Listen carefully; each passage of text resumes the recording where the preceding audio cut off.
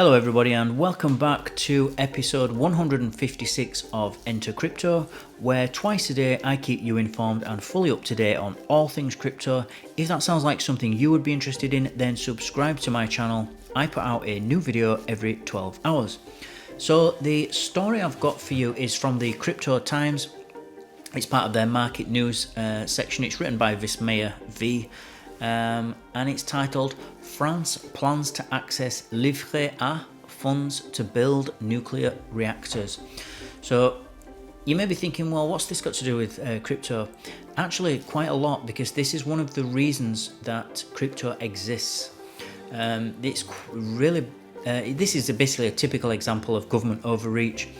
It says funds from Livret A could be released in the range of 10 billion euros to 20 billion euros for nuclear requirements. For anyone who doesn't know what a Livret A is, it's basically a bank account, a savings account that you can have in France. And you save up in it every year and you put so much into it, and there's certain benefits to it. There's some sort of there's some tax benefits, a bit like a UK ISA. It's not quite as nice as a UK ISA as far as the tax is concerned, the tax relief, but you do get some benefits to it and some help with it. So let's jump into the article and we'll see what it's about. The Livret A savings account funds may be used by the French government and state-owned nuclear operator EDF to partially fund a portion of a 50 billion euro plan to construct 6 nuclear reactors. For anyone else who doesn't know, EDF is the energy company in France, or one of the main ones. As per a Financial Times post, with about 370 billion euros in deposits, Livret A funds are deployed by the Caisse de dépôt et consignation, a state-linked bank that carries out projects in the public interest, such as building social housing. By the end of 2022, there were 55 million Livret A savings accounts in France. A year ago, President Emmanuel Macron called for the building of 6 EPR2 reactors of the latest generation, with the option for 8 more. These 6 reactors are expected to cost 51.7 billion euros to construct, excluding financing costs, plus an additional 4.6 billion in case of execution issues. The Livret A is a standard savings account that is quite popular across France. It is tax-free, but has a maximum amount that you can keep in it. Funds from Livret A could be released in the range of 10 billion euros to 20 billion euros for nuclear requirements, as per the latest reports. The Ministry of Energy Transition stated, "The options for financing the new nuclear power plant are being studied without any direction being arbitrated at this stage. The choice would ultimately depend on whether other funding options, such as borrowing money or selling bonds, are thought to be more cost-effective," the sources said.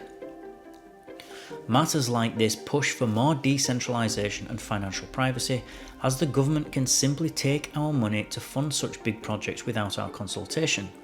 Here, the French government is trying to take money from Livret A accounts. The next day, it could be some other entity that controls our money. Maintaining control over your own finances is essential, given how governments might take advantage of people by acting as though they own their money. Recently, calls for decentralisation arose as Scotiabank banned Jeremy Mackenzie without giving any reason. Mackenzie is also banned from entering any of the Scotiabank's branches or premises in person without first getting written consent from the bank. So this just shows what is possible. Now, they haven't said that they're going to definitely do this. This is just talks, and it's an option that they're looking at. But the very fact that they're looking at taking people's savings to fund a government objective is just so bad. You know, this is terrible. If you've saved up your whole life, if you've worked your whole life and you've saved up and your savings are in these Livret A savings account, then there is the real possibility that they can take that money from you and start funding their own projects and their own objectives to and then they can use that, they can sort of dress that in a way that says that it's a patriotic thing, we need to do this for France or whichever country you live in, that they've, it's really bad. And so you have no way to, you have no recourse. You can't sort of appeal against this. If the government wants to take it, they'll just take it. So it really makes a strong argument for things like gold, silver, any of the precious metals, basically anything that you can self-custody, even things like art, cryptocurrencies. This is ultimately why Bitcoin exists, so that because it can't be confiscated.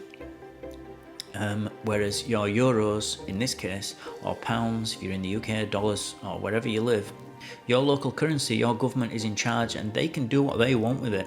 You do not own that money. You've gone to work for it. You know, as soon as you put that money in the bank, even, one, you don't own the money anyway, it belongs to the government.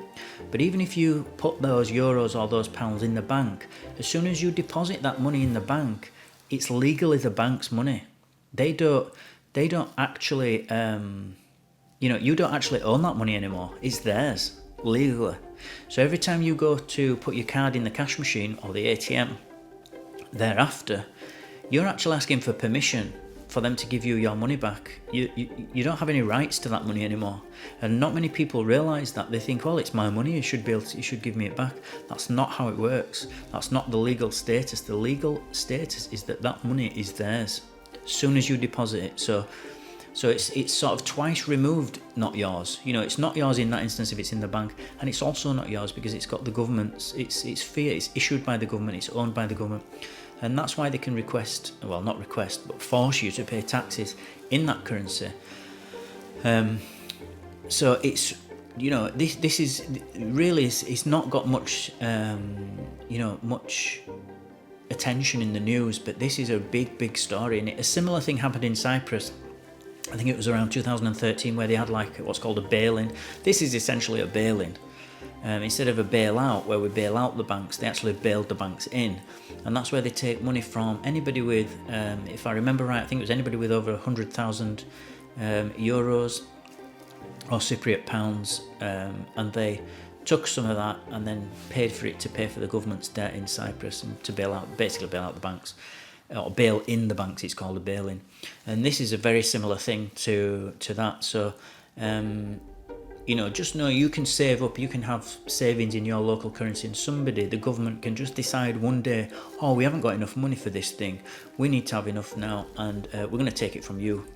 And if you don't want to be in that position, you need to think hard about, you know, you need to think about learning about crypto, about gold, and protecting your family's, you know, your own wealth and your family's wealth, because you want something to leave your children or your spouse when you, you know, when you die.